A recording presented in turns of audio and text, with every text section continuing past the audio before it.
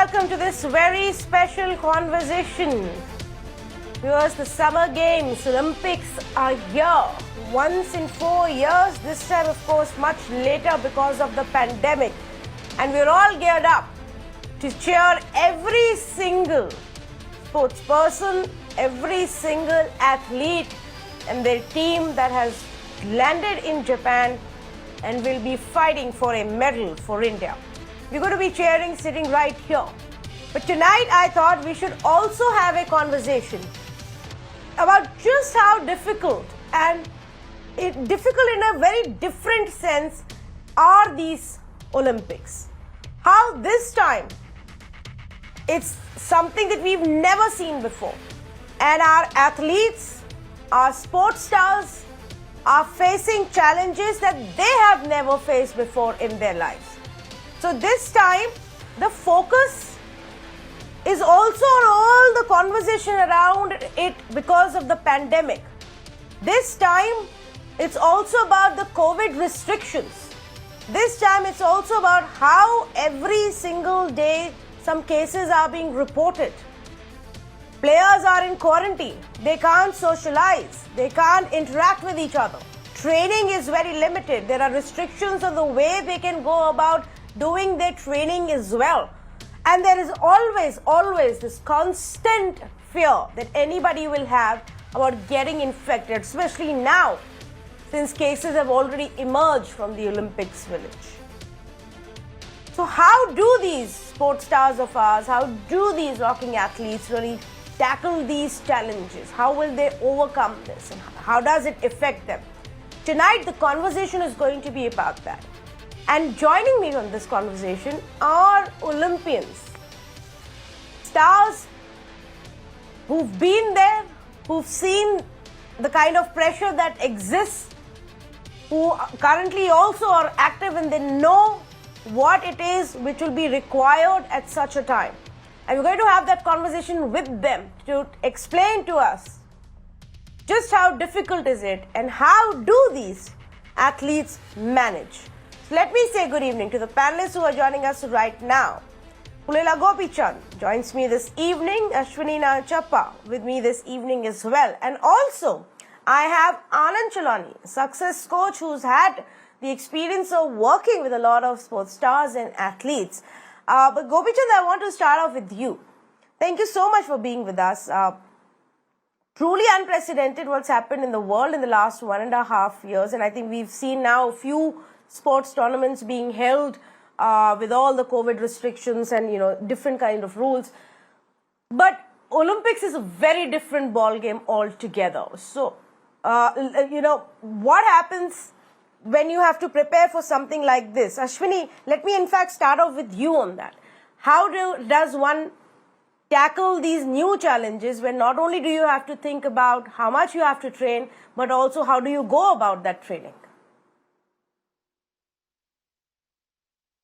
Well, I'd like to start off by saying that if you go back to each athlete's journey, it has been, they have overcome many, many challenges.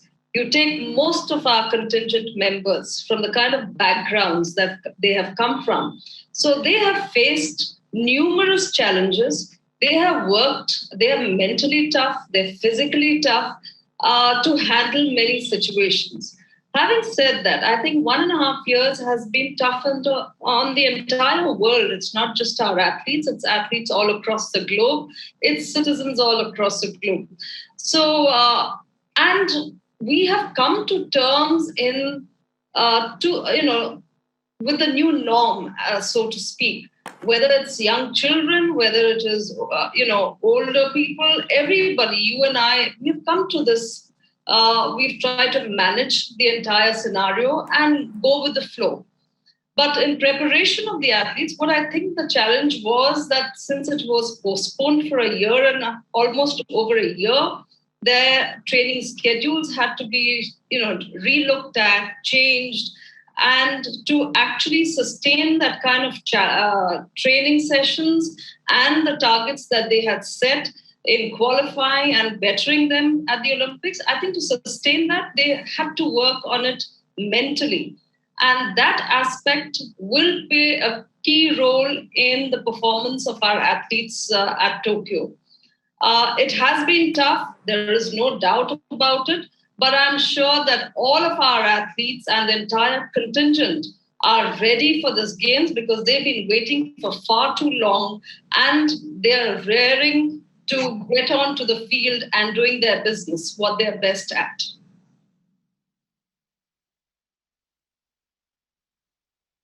Right. No, so you know how the fact that there is a constant fear that you could get infected and you could be out of this tournament. Just to put it in perspective, to train for 4 years, 5 years now, to get to this point, to reach the venue, and then to know 1 day or 2 days before your event, as has happened with a lot of participants right now, that you've tested positive and you're out of the tournament and out of Olympics, and now you've got to wait another 4 years if you still have a chance. What kind of an impact can that have on a person? I don't believe that they should live in fear. They've gone there prepared. They have to protect themselves. They have to go through all the protocols. They have to be responsible. And they have to abide by the rules and regulations of whatever restrictions are set out for them. Their job is to perform, and their job is to be careful so that they don't get infected. You know, having the fear is not going to help. It's only going to demoralize you. You cannot do things with fear. They are there set to do what they've gone there, and they will do it.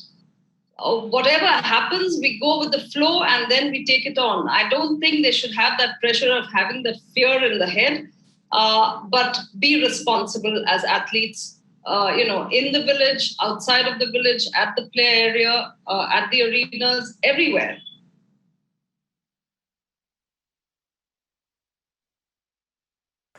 You know, I was just, Pulela, good evening to you as well, and good evening to Anand Chalani as well. Let me start with Pulela Gopichand. Just the same question what I asked Ashwini, tackling this fear that you have that tomorrow, tomorrow or 2 days before your event, you may find out that you've been infected and you're out. So you're constantly having to protect yourself, isolate yourself, sanitize yourself while you train and prepare for the biggest event of your life. Now, how does one handle that? Well, I think for the last year and a half,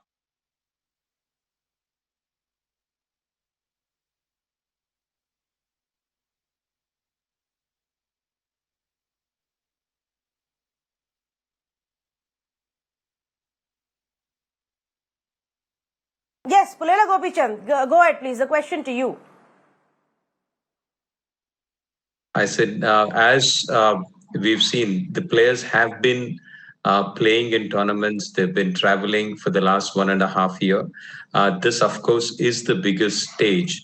So as Ashwini has said, I think we just need to be careful, but it should not be that we are afraid of it or we are paranoid of what can. I think there are protocols. There is a certain amount of safety which we should try and be, but definitely we have to live with the fact that there is risk, and whatever happens, I think we need to accept it and just be careful about it, but not be afraid about it. Has training been very difficult for this Olympics as well, and have players from different parts of the world had advantage or disadvantage basis what the COVID situation has been in their country or what the travel restrictions have been, Gopichand? Well, I think sport is never in that sense a fair play, right?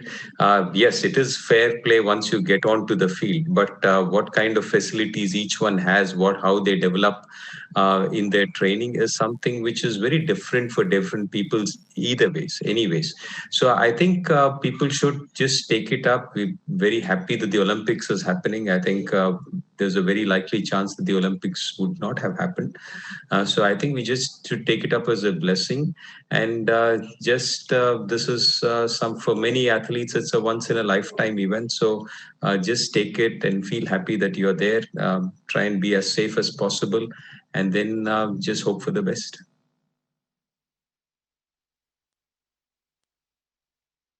Yes, and Anand, for those who've made it, obviously the tough journey continues and the challenge continues.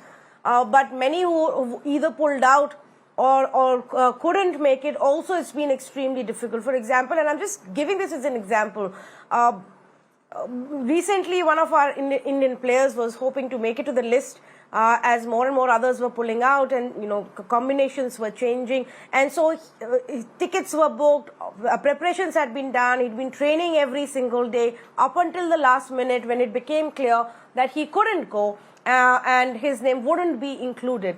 Now that kind of an uncertainty is also difficult to deal with. To tell yourself that you must continue to train, practice, prepare yourself physically, mentally, irrespective of tomorrow, whether Olympics may happen or not, or whether you may be able to reach there or not.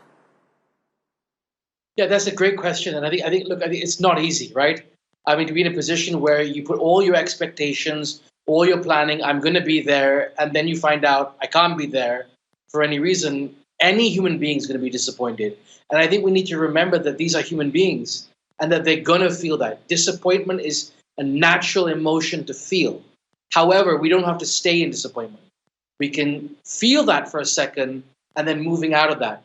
Being mentally strong doesn't mean pretending I don't feel weak.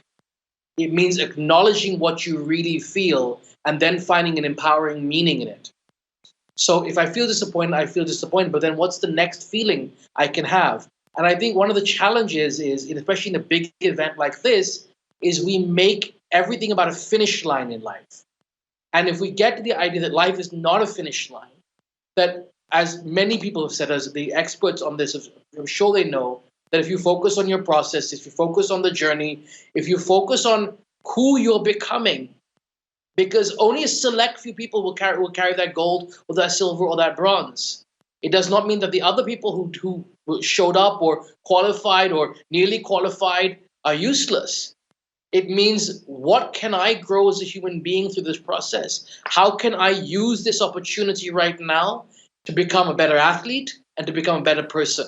And to remember that life is not happening to me, life is happening for me. What is the one question I tell every athlete to ask is one question: what's the upside? Any entrepreneur knows this. In life, we look at the upside and the downside of something. If we're overly focused on the downside, we're not seeing the upside, which means our mind is not balanced. And to me, a balanced mind can handle what's in front of you. It doesn't mean overly optimistic, and it doesn't mean overly negative. It means, what's the upside in this? Okay, it's not what I wanted, it's not what I expected, but let me use this opportunity to grow, to develop more courage, to develop more commitment, and to become a stronger person, and to focus on the next games. And that nothing is an end, always a beginning. Yeah. Yes. I want to talk about how much of a factor is it, the environment around you, the sentiment around you, the spirit, having people that you're close to who are guiding you, training you, or otherwise to have them around you at these times, Ashwini, because at this point, for example, even the opening ceremony is going to be extremely muted. Even our contingent, only 30 participants are going to be there, 20 players and other officials for this opening ceremony. Inside the village where you're staying, there are restrictions on not being able to meet other people around you. There are restrictions on how you train. In some places, indoor training is not allowed. The fact that there won't be anybody to cheer you on, spectators are not allowed. Yelling or shouting or cheering is not allowed, so that it doesn't travel via air. Does that impact a player's mindset to not have that kind of a support system around you?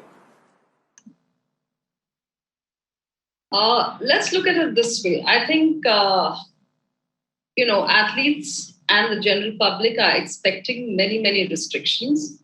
They have gone prepared, mentally working on just the targets that they have set for them, how they're going to handle it. Gone are the days when we used to take part where our coaches were never, accompanying us. We didn't have a support system like they have today, that they have worked continuously for over a year with the athlete. We would just go and perform, and our coaches who accompany us would be somebody we've never seen sometimes. So we've competed in those kind of circumstances, but today you have an entire, support system which is very, very strong in most of the disciplines, probably every discipline. And then you also have, as I read in Gopi's, one of the articles which he rightly said, the athlete today has been the center of focus, whether it's by the ministry, whether it is by the sports authorities or the federations. So there's a lot of attention given to the athletes. And I think in India, we are in a situation where we don't see, other than cricket, we don't see a full stadium. We go there just to prepare. Once you get into the arena, we don't care who's out or not. But there are many, many athletes, especially the European and the Americans, athletes love to perform for the spectators. I mean, we are in a way an artist who loves to perform on track. And you prepare for the biggest stage in your life. So I don't think for the Indian athlete it's going to impact that much, because we are very conservative in our ways, in how we handle and how we approach things. So as far as the Indian contingent goes, of course there will be, you will feel a little lost, because you want your teammates there, you want your entire support system there, just focusing on you. It's not going to be there, but I'm sure they're well prepared, and they have prepared well prior to leaving to Tokyo.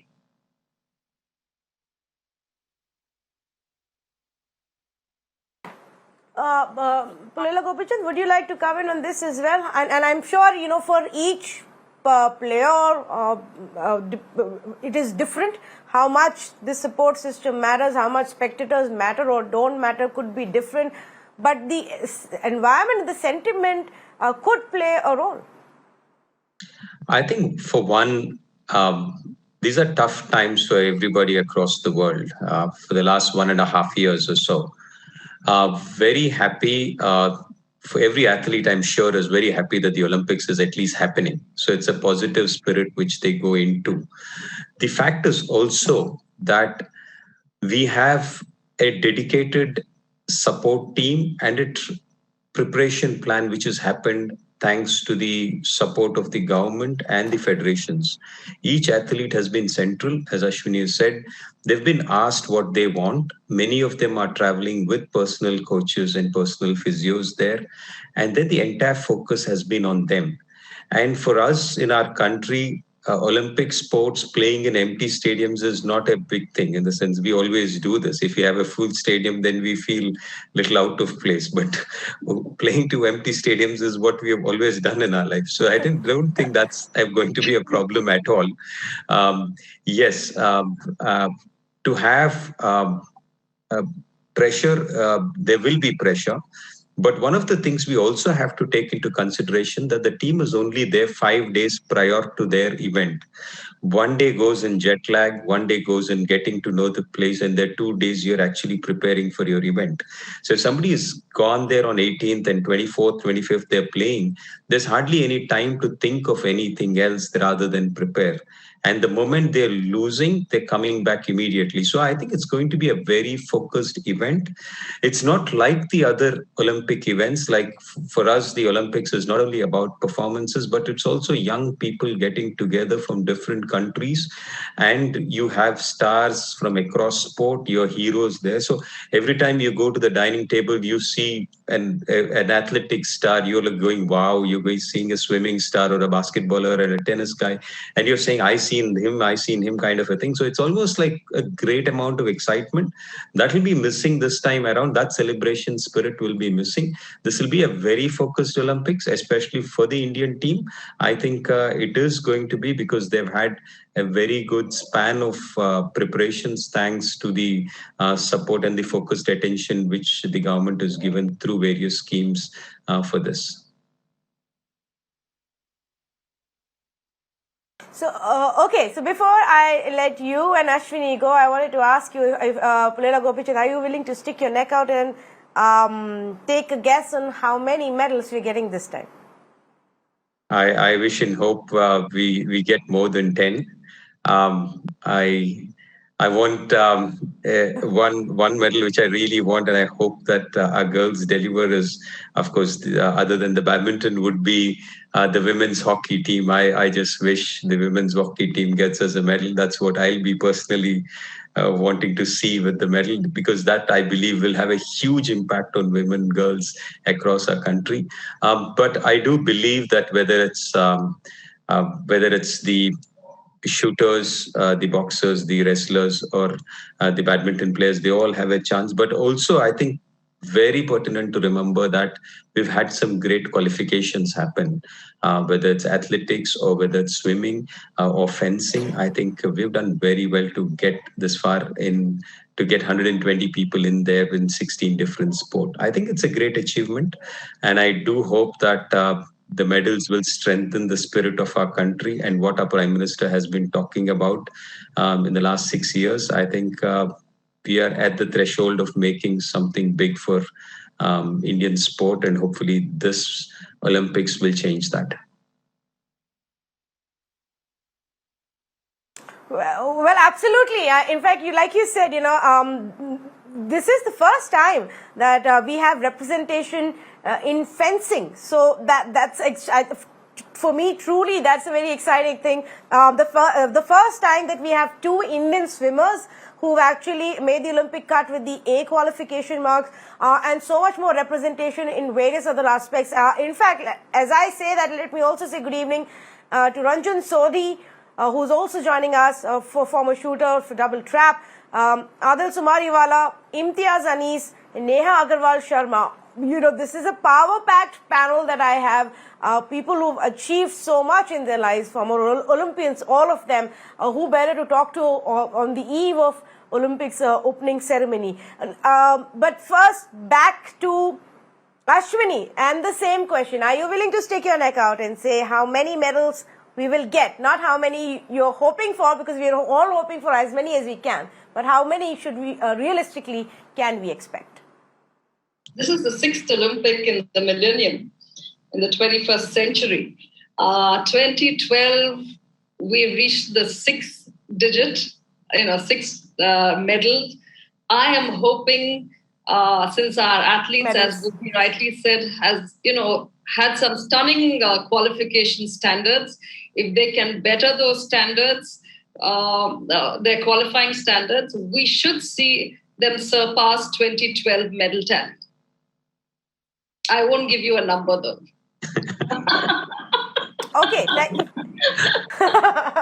All right. We'll leave it there. Thank you so much. I'm going to also go across to Ranjan Sodhi, who's joining us right now. Ranjan Sodhi, for shooters and for that kind of a discipline and sports, how much does the current COVID restrictions play a role? How much of an impact can they have in terms of your training, in terms of your mental preparations, your physical training as well? Give us some insights there.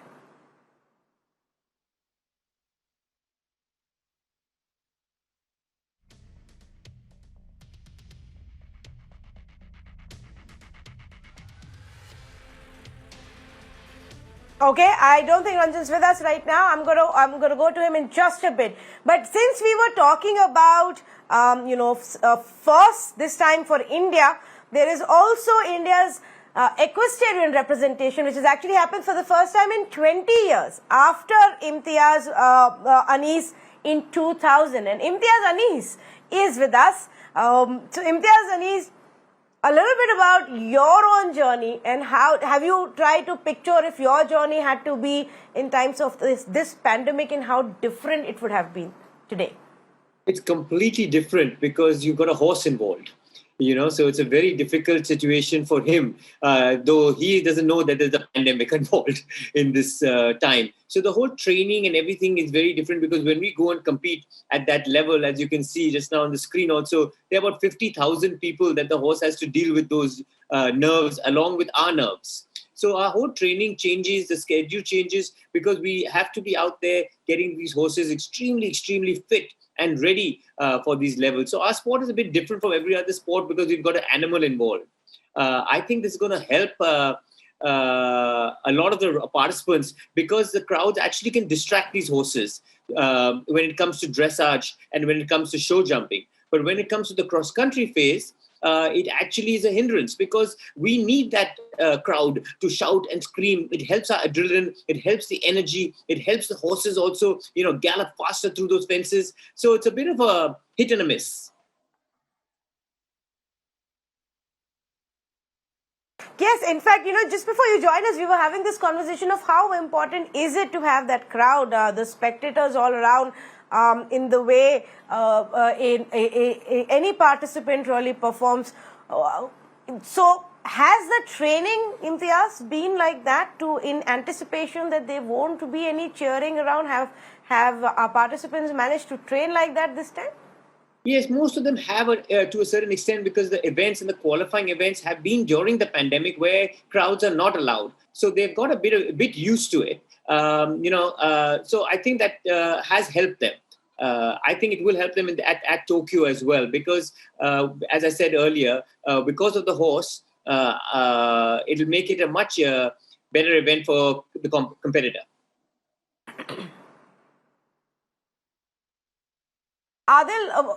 Adil, would you want to come in on this as well? How much of an impact does is there for you?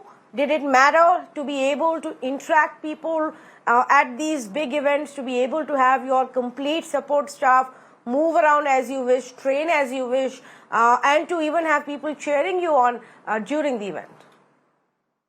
So I think, the one thing in our sport is that we really need a lot of people in a support system. So people don't know our sport that well, but it's like the race car driver. When you're driving alone. But when you pull into that pit, the one who wins is the one the team that changes the tires fast enough.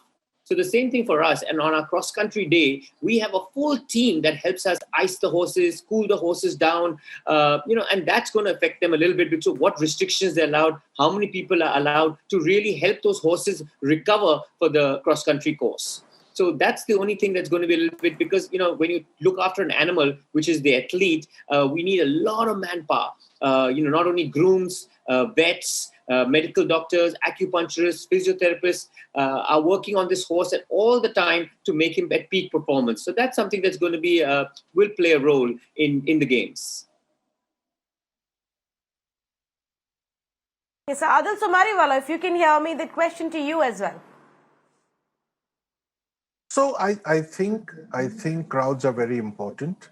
They help to boost the athletes, but that's in between the events. When an athlete gets onto the start of an event, say the 100 meters or whichever event, I think the athlete is completely focused on the finish line. So it's very, very important that actually at that point there is no cheering, because the focus is on the finish, on what he is supposed to do or where he's going to throw. And at that point, the athlete blocks out everything else but exactly what that athlete wants to achieve. So yes, it's good, because after you finish the race, you can run around with your flag of your country, etc. But from the time the gun goes to the time the race ends, it really makes no difference. And in India, we are used to empty stands. We're used to stadiums that are empty.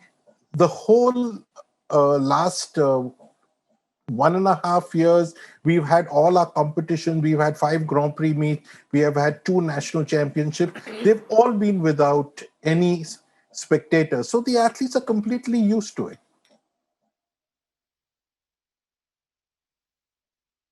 Yeah, you're right there. In fact, let me build on that and something that even our earlier participants were saying, and take it across to Ranjan Sodhi. Ranjan Sodhi, many have told me tonight that the way we face challenges, the fact that even in normal circumstances, we have so many uncertainties, so many challenges versus anybody else from most parts of the world, that we're already, better trained to take on newer adversities and uncertainties, and perhaps at a better place today to tackle these challenges, whether it's training restrictions or support staff issues, or even the fact that whether you have audience or not, or spectators or not.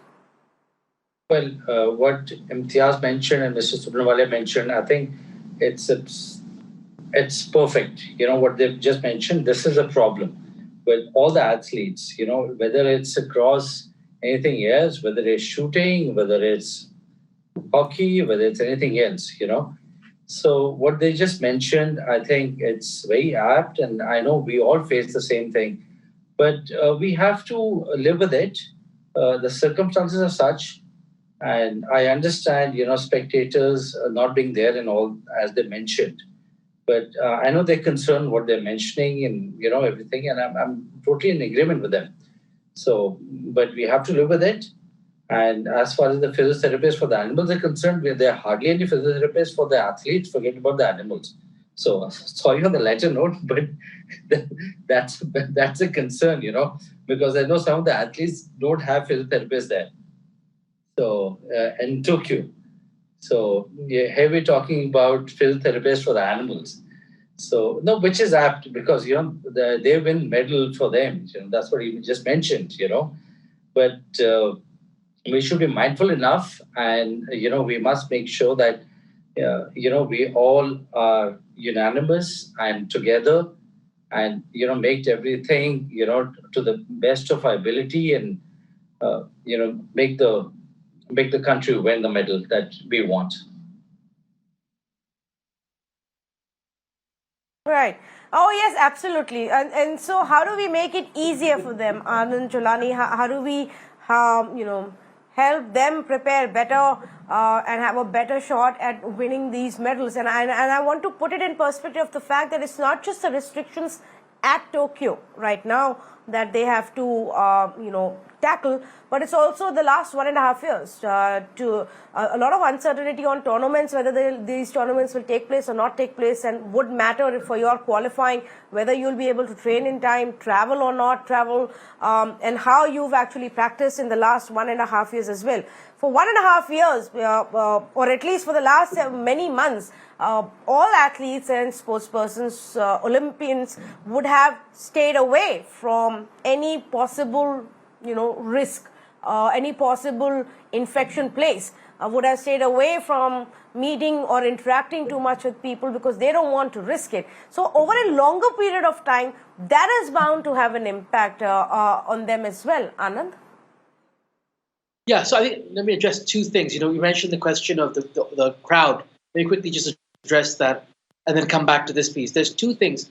First, we need to remember psychology here. There are two different types of people when it comes to crowds, internal and external people. If I'm an internal person, actually crowds are a distraction to me because internal focus on what's driving me inside. That's what fuels me to focus me. External people are pulled into crowds and all those things, and they feed off of that energy. Now, if you're an internal person, not having a crowd, that's good for you. If you're an external driven person, there's a way out of that, which is your imagination. I remember when I worked with Serena Williams, I asked her, I said, what was it like to win the Olympics for the first time, or Wimbledon? And she said, I've been winning it since I was 4 years old. And she said, it's the crowd is there in my mind. The energy is there in my mind. I create that energy in me, and then I step on that court. And then, like we've mentioned here, I'm locked in and focusing on what I need to do. So even if you can't see the crowd, you can feel it within you if you're an external person. To answer your second question on how do I keep myself going, I come down to one thing. Yes, we've taken sacrifices. Yes, I've kept myself healthy. Yes, I've stayed out of uncertainty. But I think the biggest thing to do is we're also scared of uncertainty. But actually, it's uncertainty that we grow the most in life. If we're too certain or too comfortable about something, you never grow, you never expand who you are. So all the uncertainty, I believe, has been there to help these athletes be Olympic champions, not just in the Olympics, but to be champions in life. and to realize that life is this uncertainty that they're facing. And in many ways, everyone to even get there has already won the gold medal in terms of conquering fear, in terms of handling these things. And to be there in itself, you are arriving as a champion against COVID. And you're a COVID champion before you even step onto that plate, or before you even step onto that ground. And the other thing to add to that is, what is our definition of success? You know, I've been we talk about shooting, and I respect all the athletes that are here. We talk about shooting. I remember him telling me, you know, I won the gold medal, and I'm sitting there the next day depressed because I'm holding this gold disc. And he said, I lived my whole life thinking that success would give me, that the gold medal would give me happiness. And now I've realized that happiness is the gold. And if I lived my life by that, I would have actually not won one, I would have won more than one gold medal. And I wouldn't have spent 20 years of my life in suffering and anxiety, but in enjoyment. And I think that's the biggest gift to people right now. You can't control COVID. You can't control. People are doing the best in terms of preparations. The governments, everyone's doing their best to make sure that athletes are safe. Of course, you take responsibility yourself. But instead of focus on that, focus on the pride that in yourself to be here. Focus on how good you feel about yourself. That's the greatest win. And if you can walk on that field feeling happy with yourself, use that as your platform for your success. Okay. You mentioned, you gave the example of Serena, and I want to just move to a conversation that stems from there about various players, athletes, sports persons having to take the call whether they even want to participate in Olympics or not. And I mean, I can't even begin to imagine what a difficult decision that would be for anybody to take, whether you decide to stay back or you decide to go ahead and participate any which ways, Neha Agarwal. It's an extremely difficult decision to make, whichever side you go. Because on one hand, you're choosing to say, I don't want to go through this mental stress and the physical stress. I don't want to risk myself or everybody else around me. But on the other hand, you're also saying that, no, I will take that risk and I will bring it on. I will face all of this because I don't want to let go of this opportunity which won't return for the next 4 years. So that's a very difficult decision to make as well. Neha. Yeah, no, I think as far as I know for the Indian athletes, not really, because, athletes have been training all their life for this one moment. And the Indian government, the Sports Authority of India, the top scheme have made tremendous efforts to firstly have all the athletes vaccinated. So all Indian athletes are vaccinated there and at Tokyo. And I think for Indians, it wasn't a tough decision. It was only 4 months to go to Tokyo last year when the Olympics were postponed, and the athletes have spent the last 1.5 years in very, very tough conditions. The motivation levels dropped, uncertainty on tournaments. You just don't know. You had to adapt to online training methods and various other things. No competition exposure, but at the end of the day, they've now finally qualified. The time has come. I think for many of the athletes, the Olympics, this could be their last Olympics. For a lot of wrestlers and our weightlifters, it could be their Olympics where they're raring to go for the medal. So I think the decision was straightforward, and the government has done a tremendous job to ensure safety. And also at Tokyo, the sort of COVID protocols that have been taken, that there's daily testing. I've been told there are strict rules from the Indian Olympic Association on, how much the athletes can actually go out, and, everyone's maintaining those protocols. So, the fingers are crossed, and everyone's just extremely excited to be there. And I have to say that this time, this could be a game changer Olympics for Indian sport. I want to take this across to Mr. Sumariwala, but just in a bit, because Neha, you mentioned this online training, and one of the things that I did want to also bring out in this conversation is various kinds of methods that athletes and sports stars have used in the last 1.5 years to continue with their training and to prepare for something like Olympics. How does online training for any sport really work? Yeah, I think, we've been supporting a lot of athletes at Olympic Gold Quest. And the first challenge was actually to have all the athletes have smartphones and internet connections, right? If you go in remote areas, the internet connection wouldn't be the best. Yeah. And we worked with a lot of athletes where, you have them online and their fitness trainers or the technical training is being done online. And it was very, very challenging to adapt to that. In sports like, say, shooting, you could potentially, if you have access to range, you could potentially do that. But say in sports like athletics or table tennis or, tennis, where you actually need to be on a bigger field and, you need to be on the court to be actually doing it. It's just been very, very hard. So as far as online was concerned, all the athletes were doing their fitness training online with the help of their respective strength and conditioning coaches and physiotherapists. A lot of online psychology sessions were also, being arranged, because it was a big blow when the Olympics were postponed, and it took a lot of effort for the athletes to get back their motivation. And just staying at home in locked up at home is not something what athletes are used to, right? So in those circumstances, I think online adaptation was little hard, but at least training was on as far as the fitness and mental aspect is concerned. Yes, Mr. Sumariwala, would you like to add to this of how, this time our contingent during a pandemic, and especially since we're just coming out of a second wave, during that time, our participants continued to prepare?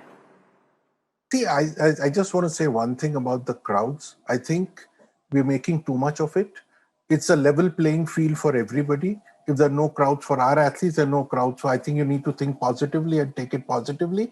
Secondly, if you look at the last 8 months, there have been Grand Prix meets across the world. There have been Diamond League meets across the world. There have been so many championships without crowds. The number of world records broken and the number of world bests are far better than the previous Olympic Games.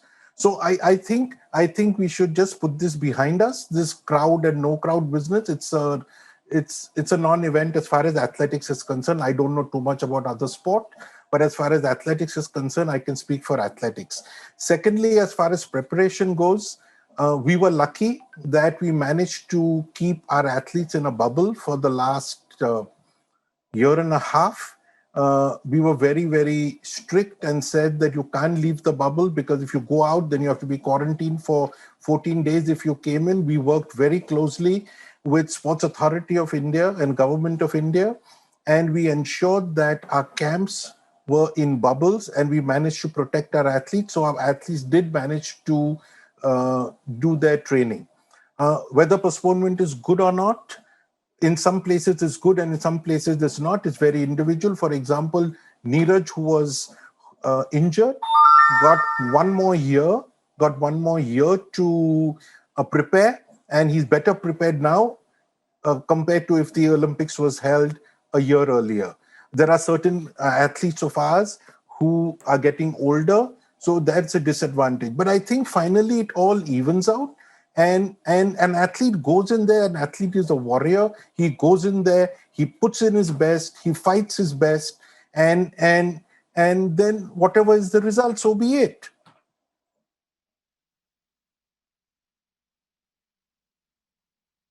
Yeah, I completely agree with you. And in fact, even for the crowds part that you said, for some it may, it's also up to the individual as much as it is about the, whether it's athletics or what other sport it is, as much as it is about that, it's also about the individual and how much they really draw from around them. So that is one aspect. But Ranjan Sodhi, to you as well, this question, at a time when there is this news all around about how many cases are coming up in Japan. In fact, Japan's right now seeing highest number of cases that they have in the last 6 months. There are now over 90 cases, Mr. Sodhi, that have come from the Olympics village, players as well as others present there. And I want to just come back to that conversation as well, to know that this is a possibility, despite all that you've, precautions that you've taken, and to know it's actually a possibility standing in the middle of you and your medal, which and your event, which could actually just be 3 days from now. Now, that would be a very, very big factor that's playing on everybody's mind right now, Mr. Sodhi. Well, I'll just tell you about someone who's world number 1 in skeet shooting, Amber Hill from UK. She got positive yesterday and she's gone back. And she can't compete at the Olympics. Imagine world number 1 not competing there. She tested positive. So we can't help it. We can't do anything about it. The Olympics were postponed and everything, so forth and so forth, But there are some things which are not in our control. So there are a few things, which we can't have an answer to. So I don't know what to say to this, but yeah, it's a difficult situation. And it's not the regular Olympics like it always happens. A lot of athletes are not even participating in it. I don't know, Mr. Sumrawala was just mentioning a lot of people from America in athletics have not even, they've not even come. So if you would just enlighten us about that. You will know that, a lot of American track and field athletes are not even taking part in it. So you would know about that. So unfortunate situations, but we have to cope with it, what to do. Yeah, so I think we should go ahead and then, hope for the best that, our athletes take precautions and be safe and do the very best that they can. Absolutely. No, you're absolutely right there. Imtiaz Anis wanted to come in. Go ahead, please. No, I wanted to comment on your question on training. I think it also depends very specific to the event. So we are lucky in some individual events, like say equestrian, we don't need a team. We don't need anybody else. It's just you and your horse. So we can continue our training whether it was pandemic or not pandemic, because firstly it's outdoors. So you're not contained in a small area. So we're lucky. So I think that these Olympics are going to change in few dynamics in which sport as well. Like, for example, in shooting, you can still practice shooting, go to the range by yourself and not have anybody there, or things like that, where you're not in a close contact sport, like in close contact sports like hockey and things like that. Is your horse vaccinated? Just on a lighter note, I'm asking. Do you vaccinate your horse? Do you vaccinate our horse? Our horses are not vaccinated from COVID, but we have many other vaccinations that they have to take. And it's quite a very good question, because every horse has a passport, and they have to have all the vaccinations. So yeah, I know that, because you always vaccinate your horses because we vaccinate them for everything there is. But it's funny that they don't have. I'm just asking for people to vaccinate your horses. On a lighter note, sorry, I'm just taking the conversation. No, it's good. It's very good. Very good to know, but it's good for the viewers to know also. The horses are not vaccinated, so but they're vaccinated from other things. So as I'm coming back to my question I think it depends upon each sport. So I think the Olympics is going to play an interesting role on specific sports where people have had that opportunity to continue training even through the pandemic. So let me ask you this as well, because like, for example, this time the participants can only land there 5 days before their event. Now, when it comes to equestrian events, is that a problem for you and your horse to acclimatize, to get settled around in that new environment? Is that good enough time? Absolutely. Nowadays, these horses travel very, very extensively. So the horses are so used to it, and for a horse, it has no, every weekend they're competing. They're going to new shows, they're going to new trailers, they're in new stables. So it will not make any difference at all. In fact, the longer you stay, sometimes affects them even more. But if they're in and out, they don't know the difference. They land before they get a chance to even acclimatize or get to know where they are. They perform at their best, and they're out. So I think it's not going to play a factor at all for the horses. That's interesting, actually. Okay, so very quickly now, because we're all cheering for the entire Indian contingent, and I want to end this conversation on an optimistic and a positive note. Let me just go around across the panel right now, starting with Neha Agarwal. Your message, Neha, to the entire Indian contingent in Tokyo right now. I think I would like to tell the athletes that, let's not think about things that are not under our control. We all understand that, it's been extremely tough and, the preparation's been so hard. But I think the fact that they've all made it to the Olympics itself is commendable. And now it's just time to perform and, more importantly, enjoy the sport. Because if all these athletes have come back through a very, very hard last 1.5 years, and it's now time, it's now show time. So I would just say that focus on the sport. There's a lot of buzz, hullabulla happening all around, but I think if the focus is intact, I think we really, really have a very, very good chance this time. So I mean, I'm cheering, our fingers are crossed, but my 2 cents would be to just stay very, very focused. Stay very, very focused. All right, Mr. Ranjan, so the same question to you. Your one message to the Indian contingent, and I want to ask you if you have a personal favorite, individual or team, that you will be very closely tracking. No, I would agree with Neha, what she's saying. It's just calling out to be a sports festival, which is absolutely right. So whenever the Olympics, there was hullabulla about everything and all that. But you must just go and enjoy yourself there and, leave everything to the Almighty, I would say that, because I believe in Almighty. So I would leave everything to that. And because we've done the hard work in the last few years and all that. So, and they've done all the training and everything. So just go and enjoy yourself. And if the medal has to come your way, it will come. I was world number 1 going into the Olympics. I didn't get a medal.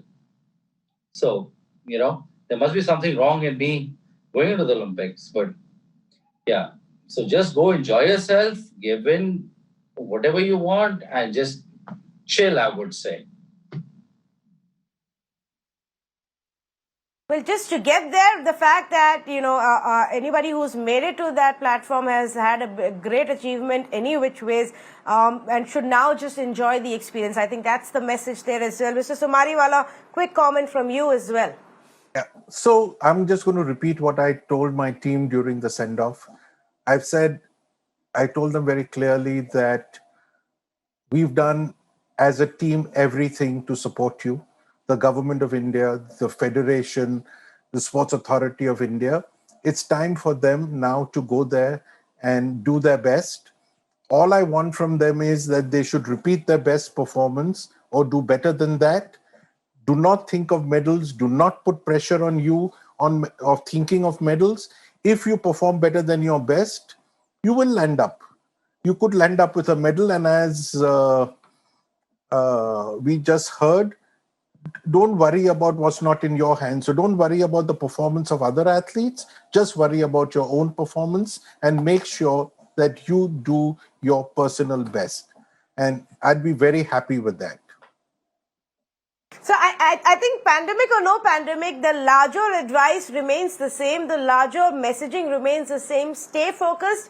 Enjoy the experience and don't think about anybody else. While for me, it is extremely easy to say that. I can imagine that it will be extremely difficult for every single person who's made it to Japan and who's made it to the Olympics today. And all the very best. That's all I can say from our end. All the very best to every single participant from India. And you've already done us proud. So thank you so much for that. Thank you so much for actually taking on all of these challenges in times of a pandemic and still going for that glory. Thank you to all of the panelists who've joined me on this special conversation. It was really insightful to hear what you all had to say. I appreciate it. Thank you.